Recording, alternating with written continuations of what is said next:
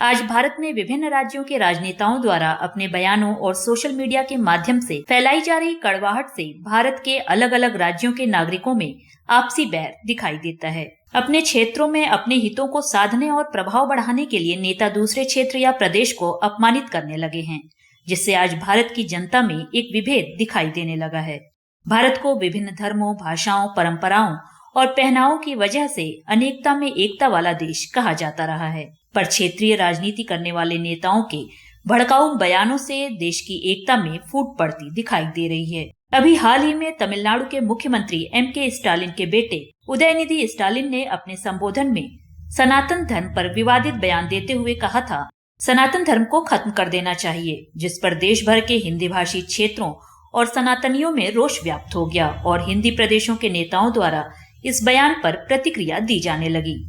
जिस पर उदयनिधि द्वारा माफी मांगने से इनकार कर दिया गया। ये मामला ठंडा हुआ नहीं कि स्टालिन की ही पार्टी से सांसद सेंथिल कुमार ने अपने संबोधन में हिंदी भाषी प्रदेशों को गोमूत्र प्रदेश कह दिया, जिस पर फिर हिंदी भाषी क्षेत्रों के नेता नाराज हैं और सेंथिल कुमार पर अपनी प्रतिक्रियाएं देते हुए कार्यवाही की मांग कर रहे हैं। इसी क्रम में इंडियन पीपल्स अधिकार पार्टी के संस्थापक पंडित पुरुषोत्तम तिवारी ने सेंथिल कुमार के इस बयान पर अपनी प्रतिक्रिया देते हुए कहा कि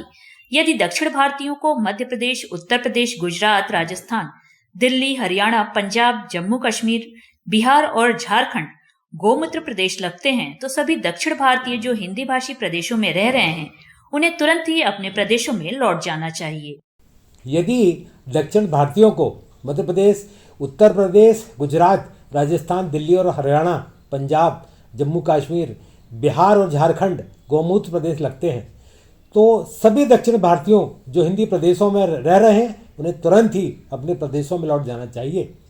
पंडित पुरुषोत्तम तिवारी ने सेंथिल कुमार के इस बयान पर अपनी प्रतिक्रिया देते हुए कहा कि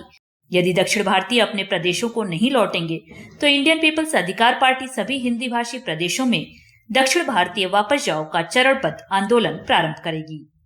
हमें अपनी गाय, गोमूत्र और गोबर पर गर्व है, जो हमारी संस्कृति का हिस्सा है। यदि दक्षिण भारतीय अपने प्रदेशों को नहीं लौटते, तो इंडियन पीपल अधिकार पार्टी सभी हिंदी प्रदेशों में दक्षिण भारतीय वापस जाओ का चरणबद्ध आंदोलन प्रारंभ करेगी।